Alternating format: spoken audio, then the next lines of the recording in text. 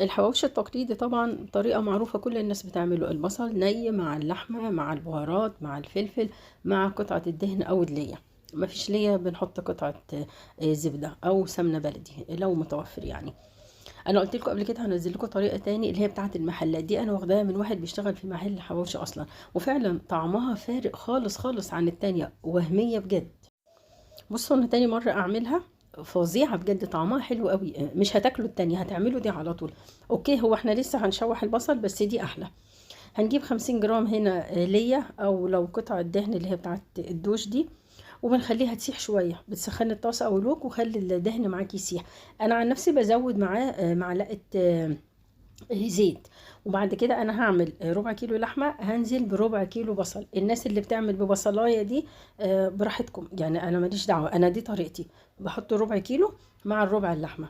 في ناس بتحب اللحمه اكتر از يو لايك، بس هي دي طريقه المحلات ودي طريقه الناس. وعلى فكره بره بيحطوا نص بصل وربع لحمه، اللي انتم ما تعرفوش، ما حدش بيضيف اللحمه اكتر، لا البصل اكتر. وبيضيفوا كمان فول صويا مطحون، وفول الصويا ده اساسا غلط، اساسا معروف غلط للاطفال للولاد للبنات للستات، غلط مش صحي. ما علينا، المهم احنا هنا هندبل البصله بس مش اكتر من كده، مجرد هندبلها. مش هنحمر بقى ونصفر، لا انا هدبلها بس. بعد لما ادبلها يعني، بصي هتدبليها 5 دقايق بس. لما تدبلي البصل بيديكي ريحة تاني خالص. ده بصل من اللي هو المقطعينه، ده ابو 15 جنيه، غير التاني ابو 30. ممكن عايز تشتغل بالتاني اوكي، بس ده ارخص شوية يعني. حاليا كان الاول مش حلو، كان لسه اخضر مليان مية كتير، دلوقتي يعني معقول. بنضيف عليه طبعا حبة فلفل اخضر كبيرة، او 2 صغيرين او 2 وسط، وربع كيلو لحمة. هنا لو عايزه تزودي دهون زودي، مش عايزه خلاص ما تزوديش، لان خلاص احنا اوريدي مزودين اللي الدهون يعني، ومزودين زيت، خلاص مش محتاجين حاجه. هنا انا نزلت بمعلقه كبيره من البهارات اللي انا عاملاها، بهارات الحواوشي. هسيب لكم اللينك بتاع البهارات تحت. بهارات الحواوشي دي هي اللي مخليه الطعم فارق بجد رهيب. لو الحاجه مش حلوه انا هقول عليها مش حلوه، حلوه لا هقول لكم عليها حلوه، لان لازم الواحد يقول الحق اذا كانت الحاجه حلوه ولا مش حلوه. هنا بنضيف بقى حبه فلفل اسود بس، واعملوا البهارات دي والله هتنقل لكم الحواوشي في مكان تاني خالص. انا لما بنزل حاجه بنزل لكم حاجه بتعملوها بكل صدق وامانه، لا بسرح بيكم ولا بضحك عليكم ولا تعملوا الحاجه ترموها، لا انتوا بتعملوا الحاجه وبتاكلوها وبتعجبكم وتدعوا لي بس كده. بصوا طبعا هنعجن كل حاجة مع بعضها عشان كلها تتجانس وتتسمغ مع بعض. هنا هتتسمغ معاكي بسهولة لأن البصل كده كده احنا مدبلينه. أنا زودت حبة فلفل هنا تاني، لو عندكم فلفل أحمر أصفر، اللي عاوز يضيف فلفل ألوان كمان يضيف.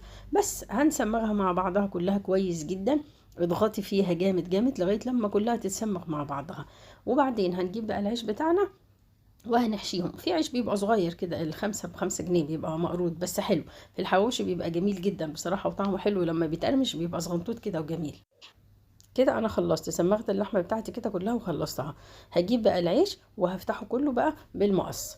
شوفوا انتوا لو حابين تعملوا كمية اكتر اعملوا، عايزين تعملوا تلت كيلو مثلا نص كيلو هيطلع معاكم كمية. انا هعمل بس الربع كيلو. هفتحه دلوقتي كله بالمقص، بقص بس اللي هي الطرف كده نص هلال وخلاص.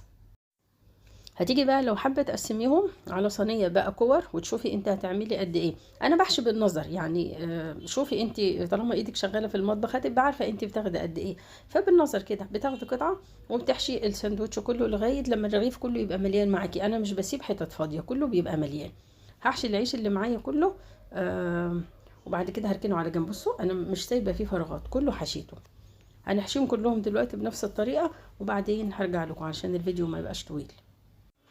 احنا كده خلصنا مرحلة ان احنا نحشي الحواوشي جوه العيش. هنجيب بقى الزيت، هنجيب حبة زيت في بولة. ما تحطيش زيت كتير، حطي الاول يعني قد ربع كوباية، تخلص ضيفي غيرها علشان ما يفضش منك وتقولي مش هعرف اعمل بيه، لان احنا مش هنرجعه الازازة تاني. هنا هندهن كل العيش بتاعنا من تحت ومن فوق. انا عامله معايا 9 رغيفة، لو عايزة تعمليهم 10 زودي حبة بصل تاني. ندهنهم كلهم وهنرصهم على الصاج. طبعا الفرن شغالة على اعلى درجة حرارة، 230 اعتقد، 220 230 تقريبا. بياخد نص ساعة.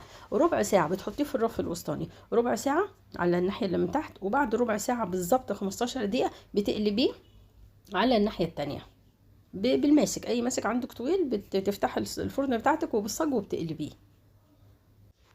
مش بنستعمل زيت كتير علشان الزيت غالي، اللترين و200 دول ب300 جنيه. ففين ايام زمان كان ب160 جنيه. يلا ما علينا. بصوا هما كده 9 رغيفة. لو انتوا حابين تزودوا رغيف تاني، حبة بصل تاني، والله العظيم ما هتفرق مع طعم اللحمة مع البهارات. مش هتحس ان في بصلة زيادة، مش فارقة نهائي. وكده كده العيش صغير يعني. بس هنحشيهم وبعد كده هندخلهم الفرن زي ما قلت لكم نص ساعة، ربع ساعة من الناحية اللي من فوق وربع ساعة هنقلبها على الناحية اللي من تحت لغاية ما تحمر. عايزين ندخلهم نولع في حماية وندخلهم. ولما يخرج بقى تاكلي احلى حواوشي مقرمش وطعمه رهيب، غير الطريقه التانية خالص خالص خالص. جربوها بجد هتعجبكم جدا جدا. وبس كده، واتمنى لكم الصحه والعافيه والستر يا رب.